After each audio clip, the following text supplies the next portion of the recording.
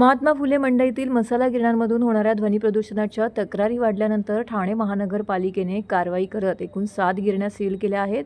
त्यामुळे आता उरलेल्या एका गिरणीमध्ये मसाला कुटण्याकरिता नागरिकांची मोठी गर्दी होत असून महिलांना अगदी 2 ते 3 तास रांगेत उभं राहावं लागत असल्याने त्यांच्यामधून तीव्र नाराजी व्यक्त होत आहे।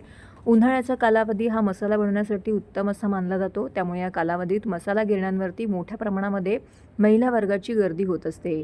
ठाणे बाजारपेठेत महात्मा फुले मंडईमध्ये मसाला बाजार आहे। या बाजारामध्ये 7 ते 8 मसाला गिरण्या आहेत। उत्तम पद्धतीने मसाला येथे कुटून मिळत असल्यामुळे ठाणे शहरातीलच नाही तर कळवा, मुंब्रा, दिवा, डोंबिवली, कल्याण, भिवंडी, मुलुंड, घाटकोपर अशा विविध भागातून गेल्या अनेक वर्षांपासून नागरिक या मसाला बाजारामध्ये मसाला बनवण्याकरिता येतात। परंतु बाजारात मोठ्या प्रमाणामध्ये मसाला गिरण्या सुरू असल्यामुळे ध्वनी प्रदूषण होत असल्याची तक्रार स्थानिक नागरिकांनी महापालिकेकडे दिली होती।